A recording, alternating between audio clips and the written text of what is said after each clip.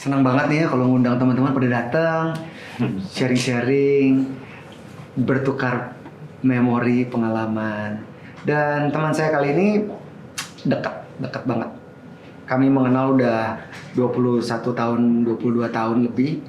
Saya tahu kuliah di Amerika, pulang ke Indonesia, terlibat di berbagai macam kegiatan di majalah-majalah lifestyle. Terus kami pernah kerja bareng di sebuah majalah, bangkunya seberang-seberangan.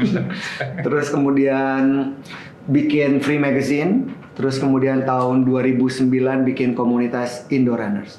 Reza Puspa. Halo. Hai Reza. You again. You again. Res. Apa kabar, Win? Baik, lo gimana kabar? Oke. Sehat. Sehat. Res, kan kita udah kenal lama.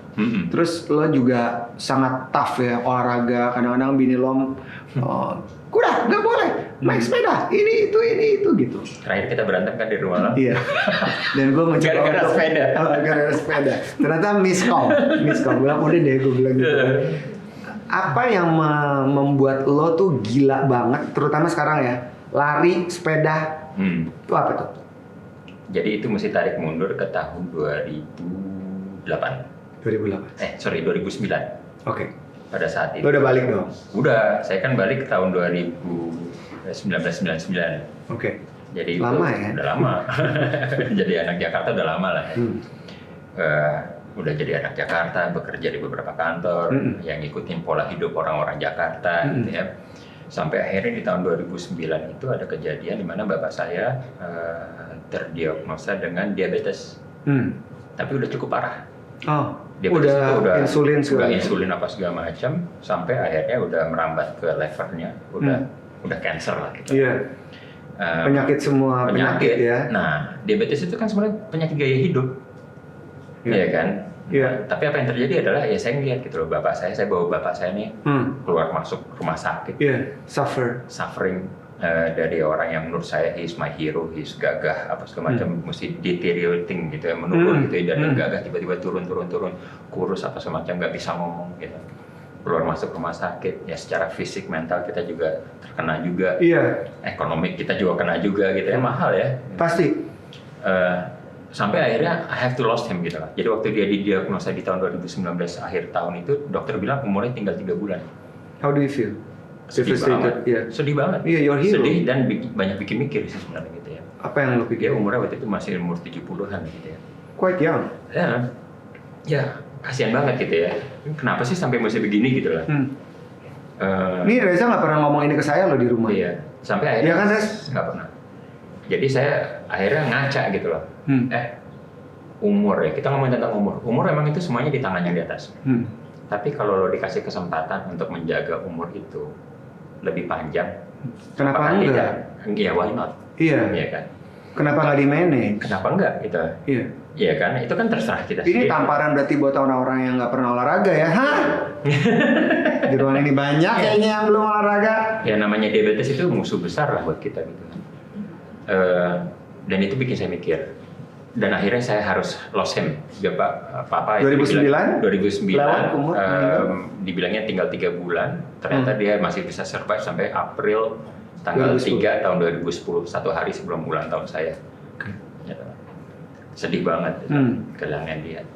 Ya itu, akhirnya mikir, ini kenapa sih sampai dia begini, sakitnya apa sih sebenarnya? Saya pelajari ya namanya diabetes itu apa segala macam. Oh ini otaknya detail banget, hati-hati Dan nih. ternyata ya itu bukan penyakit menular, bukan penyakit apa-apa, ya penyakit lifestyle lah. Bukan bawaan juga, bukan genetik. Iya, bukan genetik. Walaupun juga. katanya diabetes itu bisa bawaan, tapi kan tergantung lifestyle kita ya, Res.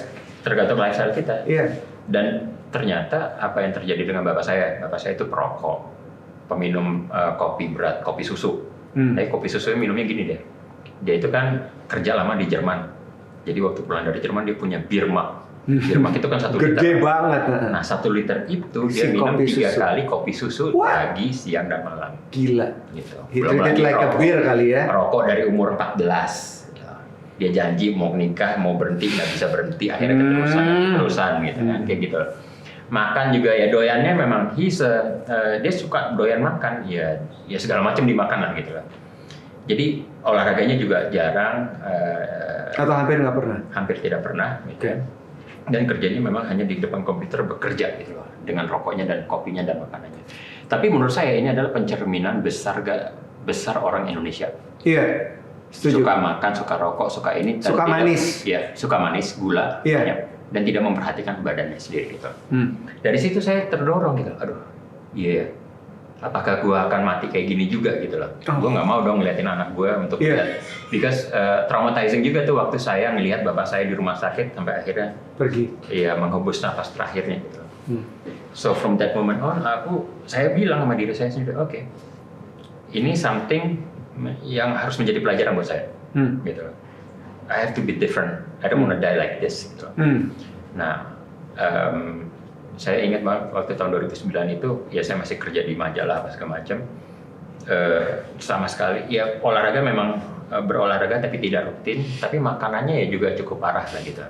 Dan Sembarangan juga. Sembarangan. Jam kerja di kantor, apalagi kalau kita kerja di kantoran itu kan ya segala macam ada. Iya, dan kerja di majalah kan juga gila kan, Res. Iya. Tekanan, deadline. Deadlines, Iya. ya kan, nggak pernah teratur dan Iya. sebagainya. Akhirnya dari situ saya udah bilang aja, oke, this is it.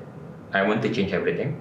Dimulai dengan apa? Berolahraga dulu. Waktu itu olahraga yang udah lo jalanin walaupun gak rutin, itu apa? Yang lo bilang lo sedikit kurang lebih olahraga. Apa yang terjadi waktu kita masih satu kantor tuh, tahun 2001 awal, yang gue rasakan adalah yang namanya flu itu paling gampang menjangkit gue. Oke, rentan. Lo rentan. Imun sistem kita sangat rendah gitu. Jadi Oh setahun tuh gue kita, bisa- lu gila, Gue lu bawa gua, Iya. gua sehat. Jadi gue tuh bisa ngitung. Pokoknya sampai dengan dari tahun 2000 pulang dari Amerika ke Jakarta sampai dengan tahun 2009 itu ya. Iya. On average kena flu tuh 15 kali deh. Dalam 1 tahun. Iya, nanti- Gila, padahal kalau gue cuma sekali setahun. Iya, makanan lo udah bagus. Iya, iya. Iya kan? Nah, sebentar ya, sebelum lo terus ini ada batu-batu yang bagus nih. Nah, Ada banyak tulisan-tulisan, lo boleh pilih satu. Gue pengen tahu apa yang lo pilih, lo boleh tunjukin ke kamera dan alasan apa lo memilih satu di antara sekian banyak pilihan batu. Kata-katanya juga semuanya bagus. Good, pleasure, harmony, gorgeous, tolerant. Ini kalau orang perfeksionis gini nih, pilih satu-satu. Ini apa? Appreciate, ambition. Bapak perlu kacamata saya pakai Perlu, memang. Mau gue bacain? Harmoni. Oke, harmoni. Reza Puspo memilih harmoni. Kenapa, Res? Lo memilih kata harmoni? Harmoni karena ya what we are doing in every essence of life yaitu perlu keseimbangan. Yin and yang. Ya. Keseimbangan dalam segala aspek. Segala aspek. Kerja, Iya. libur, Iya, dan istirahat. itu bisa dibentuk, gitu loh. Dan itu bisa dibentuk. Iya. Iya. Kadang-kadang kita bisa aja dengan orang yang salah, tapi kalau kita mau berusaha melepaskan ego kita untuk mendapatkan harmoni itu bisa aja sih sebenarnya. Ulang, kalimatnya ulang, bagus banget itu. Susah tuh repeatnya. Walaupun kita berhubungan dengan orang yang salah, Berhubungan dengan orang yang salah, dan biasanya kita punya masing-masing punya ego yang cukup tinggi, ya. ya individually. Iya. Tapi kalau kita mau memaksakan diri kita untuk to be harmonious with that person, Iya. bisa aja sih sebenarnya. Betul. Accept. Iya. Kan nggak ada orang yang sempurna Accept. juga kan. Nobody's perfect. Iya, accept and understanding. Iya. Gitu kan, Res. Dan Jadi kadang-kadang kita, ya itu juga cara saya untuk melepaskan ego saya juga. dan itu juga mungkin yang tadi lo bilang bahwa lo memaksakan diri lo untuk kembali committed untuk olahraga. Iya. Dan waktu itu olahraga apa yang lo lakukan secara belum terlalu Ya, teratur? kan jadi itu kembali ke papa kan sakit apa segala Iya. macam. Itu kan ya itu karena dia tidak melakukan harmonisasi dengan badannya lah istilahnya gitu loh. He's doing all the the Job, pleasure thing, iya. tapi dia lupa the other thing. Iya. Padahal itu kan pro keseimbangan. Betul. So the easiest part yang paling gampang gue pilih waktu itu adalah lari. Lari. Oke. Lari. Jadi waktu itu emang gue masih ngelarinya di gym. Treadmill. Cuma 30 menit. Gue coba dorong 30 menit. Cepet. Lo kan lari cepet banget. Enggak cepat. Lari santai aja. Oke, jalan cepat. Tapi pertama yang gue rasakan hasilnya adalah kalau dulu gue sakit itu kena flu 1 tahun 15 kali, setelah gue rajin lari, imun sistem tuh mulai Meningkat. terasa berbeda. Iya. Terus jadi berapa kali? flu-nya? Kalaupun kena Setahun. flu, itu mungkin dalam 1-2 hari tuh sembuh. Sembuh. Oh, biasanya lama. Lama. Recovery Lama banget, seminggu. semingguan kayak orang kena COVID gitu. Biasanya lama sekali. Nggak enak ya? Dan ternyata waktu gue kena COVID pun gue nggak berasa apa-apa. Iyalah, gila. Berdarah, gue juga nggak berasa apa-apa gitu. Ya karena badan lo jadi fit kan. Jadi ya I feel the difference gitu. I wouldn't say super fit, but I feel fitter. Gitu. Dan itu is a wonderful feeling to have a feeling, ya to be fit gitu ya. Karena orang kalau sakit kan susah, mau ngerjain apa juga susah ya. Iya. Pilek itu ganggu loh. Flu itu ganggu banget ya. Iya, Mau iya. mikir mau apa segala macam itu ganggu banget. Nggak bisa deh gitu. Iya. Paling enak kayak apa ya itu being fit. Lari. Terus kan Lari, kalau dan ternyata lari nggak perlu cepat, nggak perlu apa gitu ya, nggak perlu kenceng, nggak perlu apa, just as rutin aja. Karena ya apa? Kita kan diciptakan punya 2 kaki. Kebanyakan orang ibu kota itu kakinya nggak digunakan. Digunakan untuk apa ya? Duduk aja kerja di depan kantor jam 9 sampai 5 komputer gitu. Jarang banget. Dan kita nggak punya budaya berjalan kaki di Indonesia ini. nggak ada. Nggak kayak misalnya di Singapura. Kalau di Singapura ibu-ibu seneng kan di orchard ya, semuanya ditantangin ya, ayo lah. Coba kita disuruh jalan kaki di Sarinah itu di Tamrin jam 12 siang. Debu. Mereka mau kan. Walaupun sekarang pas udah mulai ada MRT 2-3 tahun lalu, itu budaya itu udah mulai kelihatan. Mulai tumbuh ya. Mulai kelihatan bahwa oke, orang-orang mau berjalan kaki gitu, ke kantor dan apa segala macam. So I'm hoping itu akan berubah lah sampai ini culture kita juga akan berubah juga. Tapi ya itu masalahnya adalah kita kurang bergerak. Orang kita tuh kurang bergerak. Jadi kalau lari yang disaranin, karena dokter gue nggak menyarankan gue untuk lari karena umur lo mesti jalan cepet aja. Ada batasan waktu tertentu, usia tertentu nggak, orang kapan dibilang oke, lo boleh lari atau lo jalan cepet aja jogging gitu? Kalau menurut gue badan kita itu kayak apa? Kayak lilin deh. Elastis. Ya bisa dibentuk gitu lah. As long we are membentuknya terus. Iniin terus, ngebentuk terus, dia akan ngikutin gitu. If you are sitting down like this terus-terusan menjadi couch potato dalam 9 jam per hari, ya udah badan kita akan ngikut aja. Jadi malas gitu loh. Jadi sluggish, jadi malas gitu ya. Nggak aktif gitu. Tapi kalau kita rutin aktif, badan kita tuh nggak kenal umur. Badan kita nggak kenal umur. Badan kita tidak mengenal umur kalender. Umur kronologis. Badan kita kenalnya umur biologis. Nah, umur biologis itu tergantung aktivitas kita. Setuju. Saya lari kalau ditantang kenceng-kencengan ya, 5 kilo misalnya, lari kenceng tuh 14 menit. Ya, aku masih bisa di 19 menit. Gila. Terus makanya juga lo waktu itu pengen ikut Ironman. Ceritain dong, Ironman itu kan mungkin nggak semua orang familiar ya. Lari, berenang, apa dan segala macam gitu kan. Itu gila loh. Jadi awalnya itu tahun 2009 tiba-tiba senang lari. Mulai dari yang hanya di treadmill. Ya aku akhirnya nyoba untuk lari di luar. Di luar lari di FX di Car Free Day namanya. Waktu itu sepi banget, nggak ada siapa-siapa. Minggu. Sampai akhirnya mesti nyari teman. Yuk lari sama gue ya di hari Minggu bareng. Sampai akhirnya kita bikin grup namanya apa? Indo Runners. Dari situlah sebenarnya. Lari cuma dari gue sendirian, ngajakin orang tuh susah banget untuk lari. Yuk lari. Sabar Pak, sebentar Pak, sabar Pak. Bapak mungkin perlu minum dulu, nanti kita terusin lagi ngobrolnya ya Pak ya. Pak, minum dulu Pak, silakan Pak.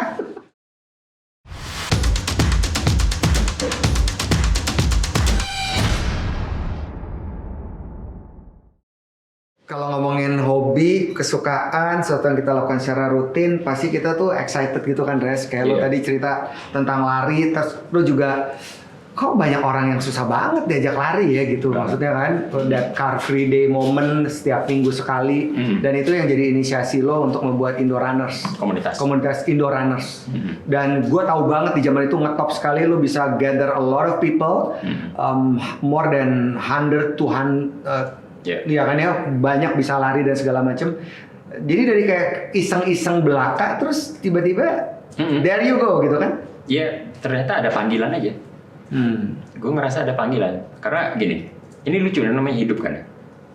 Hidup itu nggak selalu lurus gitu ya. I wish it's that straight gitu lah. So can easy to achieve anything, right? Karena bapak saya tuh maunya saya menjadi engineer, tukang bikin pesawat kayak dia. Dia itu kerjanya sama Pak Habibie, kerjanya bikin pesawat terbang. Oke, udah Pak, Bapak emosi lagi Pak. Udah, ternyata enggak gitu loh. Ternyata gue larinya ke fotografi dan bikin majalah. Sampai sebelum area. Sampai sebelum meninggal pun dia nanya, kamu tuh sebenarnya pinter apa enggak ya? Waduh, bukan berat gitu. Berat banget ya. Gimana Pak ya kalau gitu ya? Tapi gue ngegajiin orang sih di sini sekolah gitu ya. Di company gue sendiri gitu ya. Udahlah. Tapi udah gitu bikin majalah itu akhirnya gue tahu I have to do something driven by my passion. Itu aja. Dan it will always lead to somewhere as long it's your passion. Karena waktu saya ngikutin bapak saya sekolah engineering, mechanical engineering, aerodynamics apa segala macam. gue ngerti, tapi nggak kepake. Ya lo nggak merasa bergairah dengan Nggak ada, itu yang lo pelajari kan? Nggak ada, gue nggak pengen jadi kayak Pak Habibie. Iya. Bukan gue gitu Iya, lah. iya. Majalah gue suka, Heeh.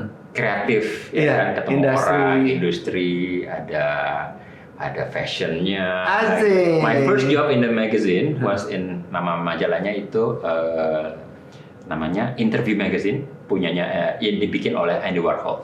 Seriously? Yes. Oh ya? In New York City Wow. in 1994. Now my first job was to pick a lingerie. Namanya La Perla. Oh iya, La Perla. Untuk pemotretan sama Amber Valletta. Seriously? Nah, You kidding waktu me? itu gue lagi belajar mechanical engineering. Beda banget dong. Oke, gue ngitung dong mechanical engineering model Amber Valletta ini Iya. gitu. Di sini gue belum dibayar sih waktu itu sebagai internship. Volunteer, iya. But that burning desire, that passion, ya udah, ada. Gue tinggal 2 semester mechanical engineering, gue telepon ke Indonesia, Pak. Kayaknya saya nggak bisa nerusin nih. Ngamuk dong. Ngamuk, gue diputusin, nggak usah jadi anak.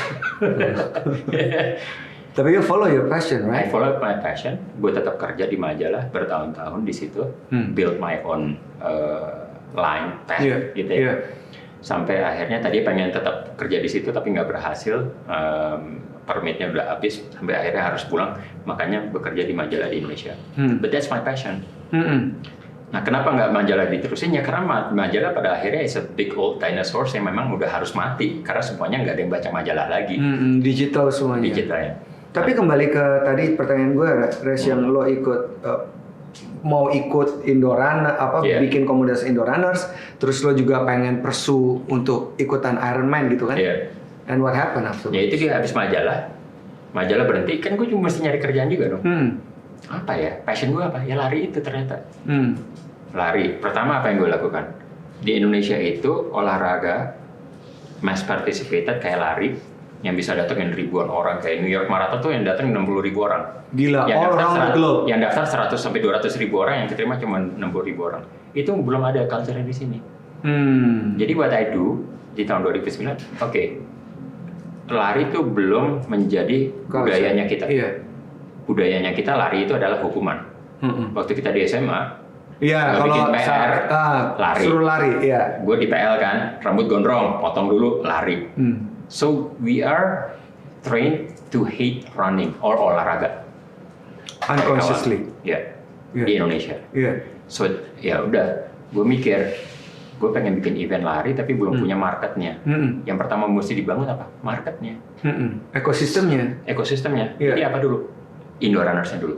Oke. Waktu itu cuman gue segelintiran, sampai akhirnya di tahun 2019 sekarang ini udah ada 80 chapter di seluruh Indonesia. Wow. Membernya kurang lebih ada 300-an ribu. Masih jauh sih, 300 ribu itu masih Iya, sedikit dibanding banget. our population, right? Dibandingin our population. Iya. Targetnya paling tidak ya 1%, 2% deh dari total populasi kita gitu. Nah itu masih kita bangun. Indorunner sampai sekarang menjadi komunitas non-profit oriented organization yang tugasnya cuma satu, melarikan Indonesia, menyehatkan Indonesia. Udah, top, itu aja.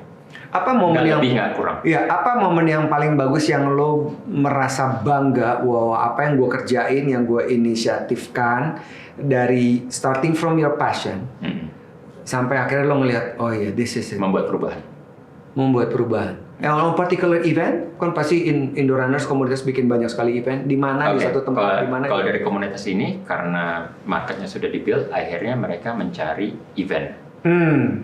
Seperti gue bilang tadi, tahun 2009 cuma ada 5 event. Sekarang ini di tahun 2019 sebelum pandemik itu ada 368 event. Wow. Lari per tahun. On average itu pesertanya antara sedikitnya 1.000 sampai yang paling besar itu hampir dengan 15.000 peserta. Jadi ini kayak sport tourism, right? Sport tourism. It is. Karena kita lari itu sebenarnya pada akhirnya, gue bosan dong kalau lari cuma di Jakarta lagi. Itu kan dari rumah gue. Jadi Res, kan nggak semua orang ngerti kan terminologi sport tourism. Mungkin lo bisa jelasin apaan tuh sport tourism? Sport tourism itu sebenarnya jalan-jalan dengan balutan ya berolahraga itu. Nah jadi contohnya gini, di dunia itu ada maraton yang cukup populer, ada 6. Boston Marathon, New York Marathon, Chicago Marathon, London Marathon, Tokyo Marathon, sama Berlin Marathon. Ini kota-kota besar semua loh. Banyak tuh orang-orang yang datang kan. Megapolitan. Yes. Dan orang-orang kalau ditanyain mau berlibur kemana? Ya biasanya dari 6 kota ini ya udah termasuk lah gitu. Nah, tapi mereka juga perlu daya tarik, ya kan? Ke kota ini apa sih? Nah, salah satu yang menjadi daya tarik adalah sport, which is maraton. Karena maraton itu paling simple dan paling bisa mendatangkan massa sebanyak Iya, karena banyak kan numbers Banyak. of people-nya gitu yang join. Jadi kayak Berlin Marathon itu yang daftar bisa 100-an ribu orang. Tapi hanya ada kuota untuk 60.000 orang karena kapasitas jalanan dan venue dan sebagainya gitu. Iya. Iya. But the beautiful thing about that, pada saat datangnya tamu-tamu 60.000 orang yang kebanyakan adalah 90% adalah pendatang turis. Dari kota lain, dari negara lain, dari Indonesia apa segala macam juga. Iya, iya, sekali. teman-teman juga banyak kan yang Iya ikutan. kan, udah menjadi jadwal. Iya. Lombanya tuh mungkin cuman ya antara finishernya itu antara yang tercepat mungkin 3 jaman. Kalau yang pelari cepatnya atletnya itu 2 jam. Ya. Nah, yang average Joe-nya ya 3 jam sampai dengan 6 jam deh cut off time gitu. Sisanya ngapain di kota itu? Liburan. Iya, enjoying the beautiful ini city. Jadi banyak teman-teman tuh sekarang dari berbagai dunia juga ya, kalau kita ngomongin sport tourism, biasanya mereka planning tahun 2022 gue mau ikut apa ya? Tujuannya sebenarnya bukan semata hanya untuk si larinya. Iya. Tapi mau enjoy the City ya. city as well gitu. Dan ini kan dampaknya ke tourism, berarti ke ekonomi, ke segala macem ya. Iya. Maksudnya growing gitu. Iya. Hidup. Kamar penuh. Iya, hotel. Pesawat udah pasti. Iya. Taksi dan ini itu pembelanjaan. Yes. Yeah. I mean kita spend untuk registrasi lombanya mungkin cuman $200 mungkin something like that. 150 sampai 200. Sisanya Tapi kan buat sisa buat jalan-jalan. Res, kalau di Indonesia menurut lo udah bagaimana mereka melihat si sport tourism ini menjadi sebuah attraction yang dapat meningkatkan? Mereka udah sadar, udah mau. Udah.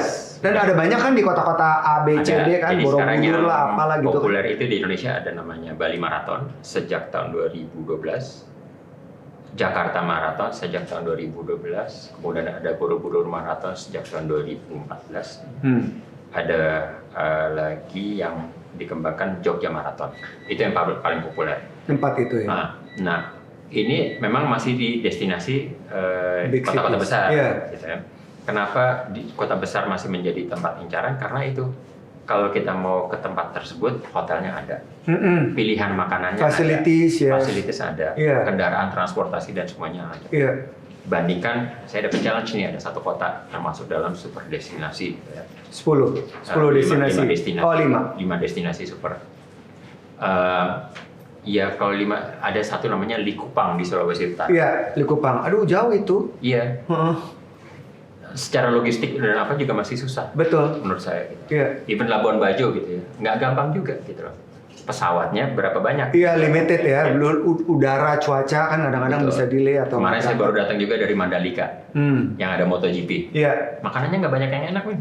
Belum banyak gitu. Iya. Ya kalau kita dari perspektif orang yang pengen liburan, iya. Ya larinya oke. Tapi kan nyari yang Iya lain dong, juga kan dong. kita mau convenient dong, nyaman gitu ya. Yang kita pengen tuh ada di si kota itu gitu kan. Iya. Nah perbandingannya mau nggak mau Bali itu semua ada. Mau dari Betul. Indonesia, Eropa, Jepang, apa udah punya Iya. lengkap gitu.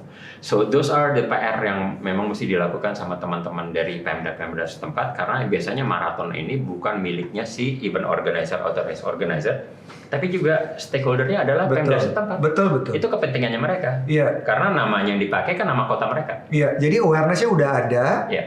Dan tinggal dibangun semua facilities. Iya. Dan fasilitas, kuliner, paket. Dan gue juga udah mempersiapkan nih, semua udah gue siapin untuk gue mau ngajak lo dalam waktu 1 menit untuk enggak jangan lari di sini untuk jawab sebanyak-banyaknya pertanyaan. Oh, no. Bisa pertanyaan yes or no pilihan atau lo bisa jawab. Lo bisa jawab ya. Yeah. Kalau lo merasa tidak kepikiran untuk menjawab dari yang gue lontarkan, lo bisa bilang pas. Okay. So far record 17 pertanyaan bisa dijawab dalam waktu 1 menit. I don't know about you. Jadi jawabnya yes no atau apa? Enggak, jadi gue kasih pilihan, lo pilih apa gitu. Oh, pilihan atau ada yang lo bisa jawab secara spontan. Tanpa harus menjelaskan kenapa gue milih itu. Gak usah. Oh, oke. Oke? Yeah. Ready? Yeah. Oke. Lebih baik kutuan atau korengan? Nggak pernah kutuan, jadi korengan deh. Piercing atau tato? Tato. Dikejar soang atau dikejar ayam? Ayam. Lebih baik kecebur di lautan atau kesasar di hutan? Oh, lautan. Pilih mana, disakitin atau nyakitin? disakitin aja deh. Apa Saya kan artinya? orangnya harmoni. Ya oke. Apa artinya cinta menurut lo? Harmoni. Minum jamu pahit atau minum air garam? Atau apa? Air garam. Oh, jamu pahit. Ayam goreng atau ayam bakar? Bakar. Ketiduran di bar atau di kuburan? Believe it or not, gue pernah tidur di kuburan. Oke, pilih keasinan atau kemanisan? Manisan. Bucin atau diduain? Susah tuh, doain deh. Gue gak ngerti. Jadi pencuri atau penyelundup? Penyelundup. Amerika atau Eropa? Eropa. Korea atau Jepang? Jepang. Lebih baik nyanyi fals atau nyanyi cempreng? Dua-duanya jelek. Satu kata tentang sosial media. Abis. Almost 16. Lo pernah ketiduran di kuburan tuh gimana ceritanya? Jadi bukan ketiduran di kuburan, tapi diharuskan tidur di kuburan. Oke. Kenapa? Karena saya anak PL, waktu itu baru kelas 1 dan saya dikerjain. Ya itu sama kakak-kakak kelas. Waktu itu ada Jurit malam. kantor wali kota Jakarta sekarang itu. Oh iya, itu kan dulu kuburan. betul. Ya udah, jadi saya harus nginep di Lo situ. takut nggak? Enggak, akhirnya tidur aja. Oke, Terus tidur. Rex, kembali lagi tadi ya soal lo pernah mengalami beberapa insiden yang tidak menyenangkan dan I was there. Iya. I was there after Hampir mati accident. lah ya. Iya, itu gila banget sih. Lo mengejar mau jadi ikutan kompetisi Ironman. Iya. Apa itu Ironman? Oke. Dan kenapa lo mau ikut? Iya. Jadi Dan kenapa lo kecelakaan? Nah, lo kan nah, bagus. kan panjang nih. Sejak 2009 kan awalnya lari. Iya. Ternyata gue tuh tipe badan yang emang suka endurance. Endurance tuh pokoknya lari sejauh mungkin dan selama mungkin deh gitu. Ini kalau kami liburan ya, Heeh. keluarga dengan keluarga di laut, Reza tuh bisa nyebur di laut dan jauh banget. Kita Sendiri aja. di kapal ketawa-tawa gitu, dia berenang aja sendiri. Terus nanya bininya, Fis, lo nggak apa-apa? Tenang, tuh juga dia balik. Balik bener, tapi udah berapa lama gitu, 20 menit dia baru balik. Terus oke aja gitu. Ya, itu kalau di laut. Kalau di gunung bawa sepeda. Oh iya bener, di gunung bawa sepeda, bela-belain. Ya itu yang gue sadar adalah orang endurance gitu. Karena gue bisa berbicara dengan diri gue sendiri, ngobrol dengan diri sendiri. Ya pada saat itu. Gitu. Sejak kapan lo tahu itu bahwa lo punya endurance yang baik? Karena trial by ya itu error. dari tahun 2009 itu. Oke. Pertama kali ikut lomba 5 kilo, ternyata menyenangkan. Langsung pengen 10 kilo. Iya. Never get Kok enough. bisa sih? Terus Seneng lagi. loh. 10 Iya kilo, pasti. gue coba deh half marathon. Oke gini tuh rasanya. Dan badan juga udah mulai adjust gitu. Awal-awalnya pasti sakit lah. Lalu challenge yang berikutnya kalau di lari adalah maraton. Maraton tuh kayak apa ya? Umrohnya para pelari lah gitu. Naik hajinya para pelari. Iya. Gitu. Udah ngikutin beberapa maraton, I understand badan gue gimana cope dengan endurance itu. Challenge berikutnya apa? So I also like to challenge myself. Challenge berikutnya adalah kayaknya ada olahraga endurance satu lagi nih, namanya triathlon. Kebetulan ada di Bali, cobain deh. Bisa kok. Nah jaraknya itu memang aneh-aneh. Kalau triathlon itu ada namanya sprint distance, Olympic distance, sama Ironman distance. Jadi kalau yang sprint distance itu berenangnya 1.500 meter ditambah 1.500 meter. ya 1,5 kilo. Iya. Sepedanya 40 kilo. 40 kilo naik sepeda. Tambah lagi lari 10 kilo. Itu itu yang Olympic distance. Itu kurang lebih 3 jaman lah kita. Gila. Nah, kita Tapi lo boleh berhenti kan suka-suka lo kan? Boleh berhenti, tapi ada cut off time-nya gitu. Oke. Boleh. Boleh banget. Itu yang tadi, yang Olimpik. Olimpik. Nah, kalau yang Ironman, yang full Ironman itu sadis tuh. Dia jarak berenangnya Ini sih gila banget sih. 3,5 kilo. Berenang 3,5 kilo. 3,5 kilo ditambah sepedanya itu 100. Berarti berenang di laut kan? Di laut, open water. Open water dengan segala macam Ya, ubur-ubur apa gitu. 3,8 kilo ditambah sepedanya 180 kilo. 180 kilo. Iya. Itu paling cepat berapa jam? 180 kilo. Kalau gue targetin diri gue 2 jam. 6 jaman lah. Oh, 6 jaman. paling cepat? Kalau dengan keseluruhan Enggak, yang si sepeda 180 sepedanya kilo itu. jagoan-jagoannya sih mungkin di 4 jaman. Terus on top of that, to put the cherry on top adalah lari 42 kilo maraton. Tuh. Nggak kuat sih gue ampun serius. Emang ini is a different kind of animal sih memang. This is crazy man. Iya. Tapi banyak yang ikutan juga kan? Banyak ikutan. Salah satu teman kita kan udah kan. Udah banyak kok. Dan lo waktu itu gimana lo ngikutin itu? Jadi kalau gue sebenarnya belum berhasil finish Ironman. udah daftar 2 kali karena setiap kali daftar gue lagi melakukan latihan di Jakarta selalu Accident. end up-nya dengan accident. So that's the other side of sport. Resiko. Iya. Resiko baik dari diri sendiri ataupun dari sekeliling kita. Gitu. Iya. Nah, berolahraga di Indonesia, apalagi kalau kita mau ngomong tentang lari menggunakan jalan raya, sepeda dengan jalan raya, ya resikonya ada. Betul. Res, gue tertarik untuk ngebahas tentang near death experience pada saat itu, yang rahang, geser, gigi, kenapa-napa, terus tulang banyak banget remuk gitu kan, Res? Iya. Dan waktu lo mau masuk di operasi kan, lo masih melek, gue bisa ngajak lo ngomong kan. Iya. Tapi di kepala lo apa sih, lo sakit-sakit gitu apa? Waktu itu kejadian tahun 2015, gue lagi latihan Ironman untuk di Sydney, kurang lebih itu 2 bulan sebelumnya. Program hari itu adalah bersepeda 3 jam plus lari 2 jam. Gue udah sepedahan kurang lebih 80 sekian kilo, memang udah mau selesai. Kalau dibilang capek ya capek gitu ya, tapi masih ada fokusnya, masih ada. So what happened is, gue lagi jalan lurus, tiba-tiba ada truk yang bawa air langsung ke depan gue dan langsung melakukan full stop di depan gue. Jadi gue dalam kecepatan kurang lebih 38 km per jam nabrak full stopnya si truk itu. Belakangnya. Dan jatuh, tergeletak. Tapi Tapi gue kan nggak pernah lost conscious. Nggak pernah lost conscious, masih sadar, terus ngelihat ada darah keluar. Nah, dalam pikiran gue pada saat itu, kalau darah keluar itu kemungkinan golden period time-nya adalah 30 menit. Nah, gitu yang pertama kali muncul adalah, yaitu gue masih punya anak kecil, 2 anak. Iya. Gue nggak boleh mati, gue bilang. Jadi gimana caranya? Gue pokoknya harus tetap survive. Jadi yang gue lakukan pada saat itu adalah, gue teriak aja terus, tolong, bawa saya ke rumah sakit, tolong. Nah, sementara di jalan raya itu memang cukup kosong, nggak ada siapa-siapa. Pertama yang datang adalah si supir truknya yang datang. Dia datang slow motion tuh, ingat banget datang. Lihat saya, dia juga shock gitu kayaknya. Iya. Dia shock. Pak, saya lagi mau kencing. Jadi dia itu buru-buru Berhenti karena pengen kebelet pipis. Karena di depan itu ada pohon gede banget, dia pengen pipis. Pak, saya nggak peduli, bawa saya ke rumah sakit, gue bilang gitu. Itu kejadian kurang lebih hari Sabtu ya, jam 9:30 pagi. Supirnya nggak berani megang, dia shock. Nah, beruntung di belakang ada 2 pesepeda nggak kenal sama sekali, lagi latihan juga, lagi sepedahan juga. Mas Ari sama Mas Edi langsung nolongin saya. Bawa rumah sakit. Rumah sakit, yang pertama yang paling susah adalah stop si ininya dulu, kendaraan untuk ngangkut gua ke rumah sakit itu. Eka Hospital tuh cuman, Bintaro Premier itu cuma 2 kilo dari tempat kejadian perkara sih sebenarnya. Nah, ternyata ya itu memang nabrak 38 km per jam kayak nabrak tembok itu, ya itu rahang copot semuanya. Istilahnya level 1 ini copot. Jadi sekarang ini di dalam rahang saya ini supaya nggak copot ya ada 48 titanium plates. 48 besi-besi dan segala macam itu. Gitu. Terus ya masuk hari Sabtu, hari Minggu dioperasi. Tulang-tulang kan juga kan? Tulang-tulang ada yang patah sini sama di sini juga ada yang kena juga. Gila. Tapi untungnya tercover. Iya, itulah pentingnya asuransi.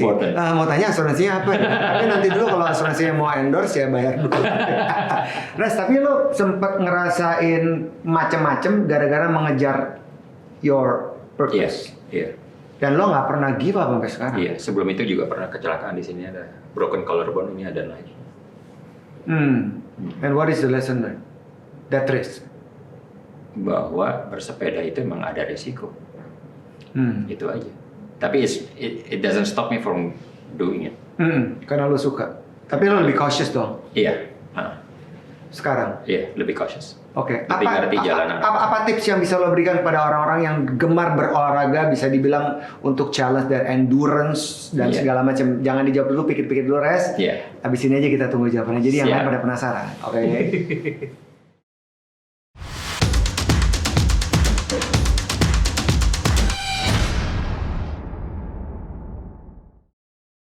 Ini yang dinantikan oleh banyak orang, terutama mereka yang suka banget olahraga kayak lo, Res. Tips and trick kan lo udah ngelewatin berbagai macam kecelakaan yang fatal bisa dibilang ya. Iya. Apa sih tips yang bisa lo sampaikan ke teman-teman kita? Kalau dalam hal berolahraga, terutama menggunakan jalan raya, memang ada baiknya melakukannya dalam berkelompok. Jadi Berkelompok. Banyak komunitas kok sekarang. Komunitas sepeda, komunitas lari itu biasanya di perusahaan-perusahaan, biasanya udah punya komunitas masing-masing. Atau di alma mater, di high school-nya pasti ada juga gitu lah. Jadi bagusnya dengan berkelompok itu, ya kalau ada kejadian apa-apa, pasti ada orang yang bisa nolongin juga. Dan kemudian pada saat berkelompok itu, karena kita ada rombongan, biasanya kendaraan bermotor lain pun akan ngelihat, lebih jelas ngelihatnya. Iya, karena banyak kan, sendiri itu juga agak susah. Nah, kalau tips untuk lari, kalau bisa sih larinya tetap di trotoar. Di trotoar? Iya. Jangan di pinggir, jangan di jalan. Jangan di jalanan deh, ngapain? Resiko lebih gede. Apalagi kalau sekarang sih akhir-akhir ini, terutama di Jakarta ya, trotoarnya udah mulai bagus dan mumpuni dan layak lah untuk kita untuk berlari. Apalagi sepanjang Sudirman itu kan udah lebar ya, lebarnya paling tidak 5 meter. Cukup lah, kita nggak harus menggunakan jalan rayanya lagi. Nah kalau sepeda ya utamanya memang udah harus pakai helm, itu udah mesti. Udah gitu kalau belum protected gitu kan, yang nggak kenapa kalau lo jatuh kepala lo tetap aman gitu kan. Betul. Nah gitu kalau bisa sih ya melakukan kegiatan bersepedanya itu pagi-pagi. Saya itu bangun jam 4 pagi, siap-siap, jam 5.30 udah ke titik tujuan. Jam 5 udah ke titik tujuan, jam 5.20 rolling sepeda. Kemudian jam 6.30 udah selesai. Artinya Jakarta masih kosong. Karena abis itu ramainya minta ampun. Gitu. Dan kita mau menghindari itu. Terus salah satunya lagi karena memang ini adalah kegiatan yang penuh dengan resiko. Kalau ada apa-apa, biasanya sih saya selalu kayak gini. Handphone saya ini ada fotokopi KTP. Dan di balik nomor KTP ini juga ada nomor kontak yang istri saya, istri gitu loh. Just kalau ada in case ada apa-apa, orang bisa langsung tahu ngubungin siapa gitu, lo siapa dan ngubungin siapa gitu ya. Jadi ini ada prevention yang dapat membuat teman-teman yang gemar olahraga apapun itu yang tadi udah disebutkan sama Reza bisa mempersiapkan dengan sangat baik. Siapa who knows ya, ada sesuatu yang kejadian. Resikonya tinggi soalnya. Karena resikonya tinggi.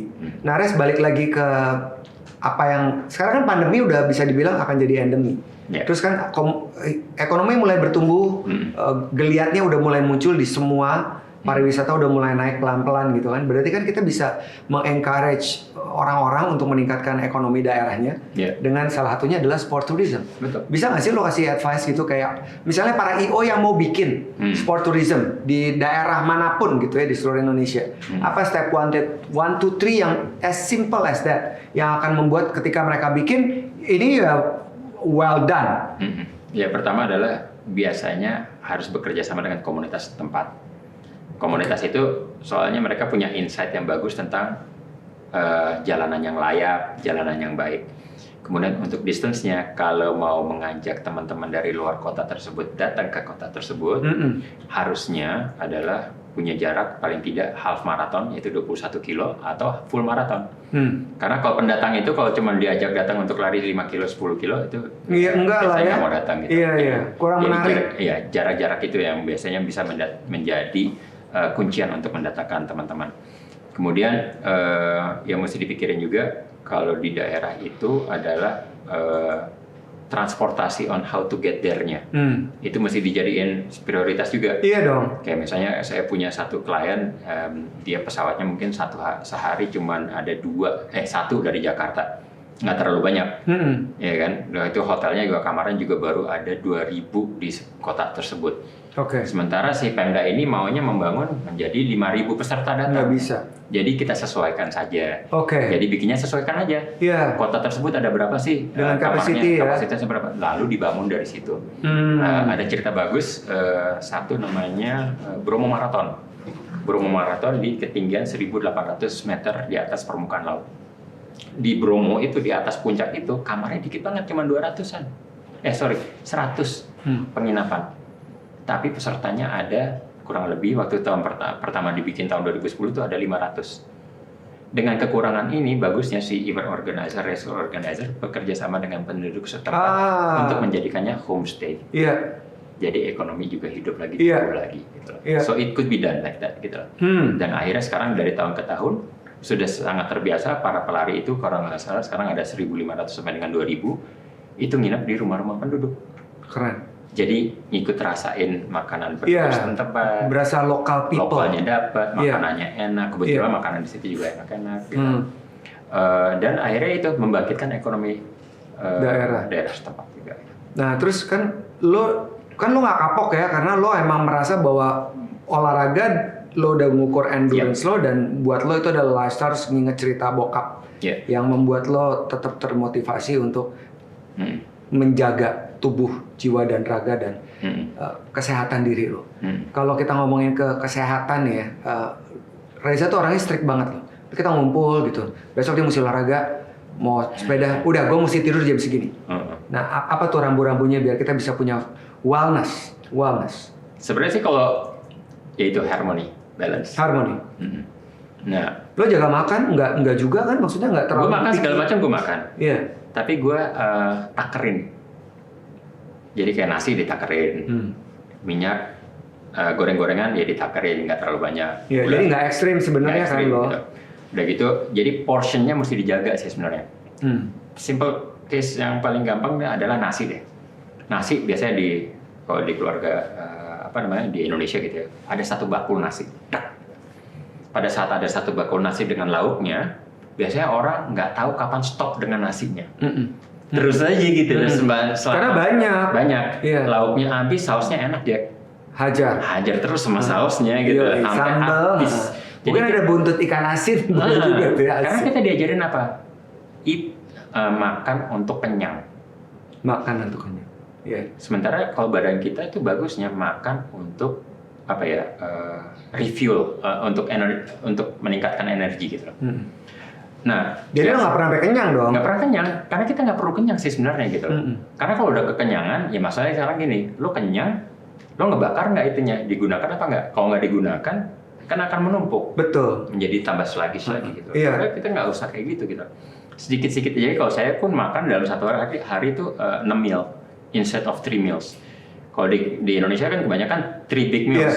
Pagi, siang, malam ya udah langsung bakulan. Nah, saya sih milihnya 6 small meals. Nah, jadi yang saya lakukan di rumah, instead of satu bakul nasi, saya punya satu mangkok yang mungkin segepol tangan ini. Nasi itu segini, udah dibiasain segini. Ini cukup lah. Buat lo makan. Nah, tapi itu mesti menjadi kebiasaan. Dan di keluarga di rumah udah mulai kayak gitu juga sekarang. Kayak Nail gitu, Zabi gitu, semuanya begitu. Anak-anak. Nah, karena apa ya? Saya kembali lagi mikir kalau ngomongin diabetes ya salah satu musuhnya apa? Ya nasi itu.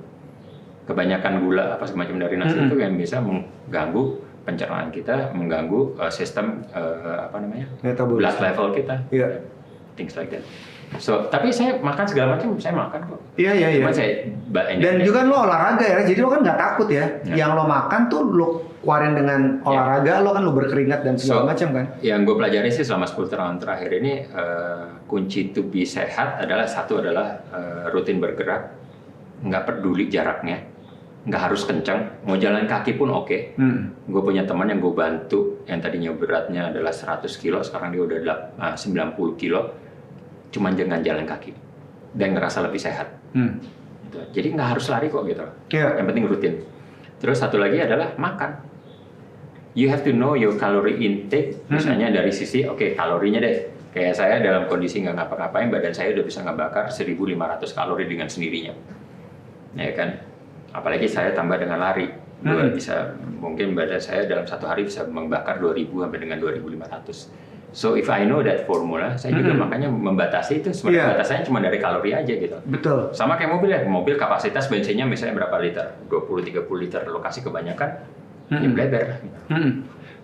Terakhir sebelum gue mau minta lo untuk melakukan sesuatu, menggambar atau menulis tentang apa yang kita lewatin hari ini, gue mau nanya ke lo, apa harapan lo ke depan tentang activity, sport, tourism, terus masyarakatnya.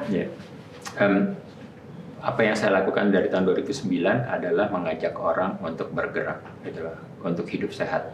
Ya saya berharap apa yang saya lakukan melalui komunitas kayak Indo Runners atau ke komunitas sepeda saya ini bisa menjadi virus untuk masyarakat Indonesia yang luas. Tujuannya cuma satu, biar hidup lo lebih sehat aja sih sebenarnya. As simple as that. Dan lo lebih happy, lo bisa harmoni, lo bisa lebih impactful for your life. Dan itu menurut gue adalah insurance yang paling baik ketimbang bayar premi. Betul. Res, thank you banget Res. Tepuk tangan dong buat Reza Puspho, temen gue nih. Silakan Res. Ini dari kemarin teman-teman udah pada nulis-nulis. Silakan lo boleh nulis, boleh gambar, nanti lo tunjukin. Tunjukin. Ya, abis lo coret-coret gitu. Ini ada spidol warna-warni, you can take it too. Jadi teman-teman sekalian, sekali lagi yang kita dapetin hari ini ngobrol-ngobrol teman gue nih, very interesting tentang olahraga, gaya hidup, dan harmoni tadi. Kan umur manusia tuh ada 3, umur kronologis, umur biologis, dan umur mental. Umur kronologis sama seperti kita lahir, KTP kita itu menunjukkan umur kronologis kita. Umur biologis adalah tubuh kita. Kalau umur mental itu adalah pilihan ya. Jadi belum tentu orang yang berumur 60 tahun yang katanya 60 tahun sudah matang, sudah mature sama dengan seperti umur kronologis atau biologisnya. Dan umur mental tuh pilihan. Cuma badan kita nih dari pengalamannya Reza tadi bilang bahwa badan kita itu tidak mengenal umur kronologis. Jadi semakin kita punya motivasi yang kuat untuk bergerak, badan bergerak dan dibiasakan, itu akan membuat kita jauh lebih sehat. Sehingga hidup lebih panjang, impact-nya lebih bagus, dan juga membuat kita lebih happy dan kita bisa balance hidup kita. Habis itu kita bisa atur deh secara mental bagaimana kita bisa membangun hubungan sama orang-orang di sekeliling kita memberikan impact, kita nggak nyebarin berita-berita yang nyebelin, yang bikin orang tambah rusuh, nggak jadi provokator dan segala macam. Akhirnya kita bisa hidup dengan harmony, we can live in a harmony. Dan enak sekali loh ngelihat Indonesia yang harmony, we respect each other gitu kan, Res?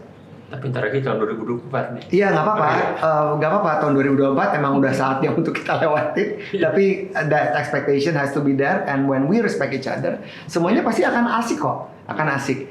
Dan saya juga berharap sih omongan saya ini berhenti dan tulisan Reza tuh udah kelar. Kalau nggak gue pusing mesti ngomong apa lagi.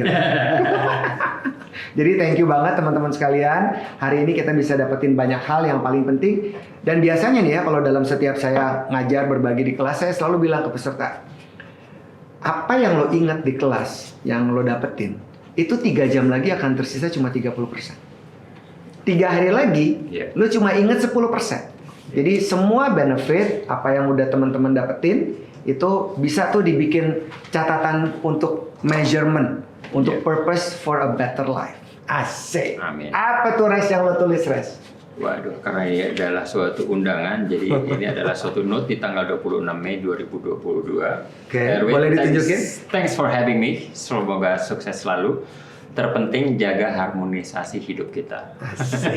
Mari lari. Mari lari. Oke, Bang Roma, mari lari. Jangan lari dari kenyataan. Thank you banget. Terakhir ini penting banget untuk teman-teman sekalian dan juga untuk Res. Untuk lo Res, lo ikutin ya. Lo lihat gue terus lo ikutin ya. So that we have to think right, do right, and speak right. Asik. Ulang. Do right, think right, do right, and speak right. Asik.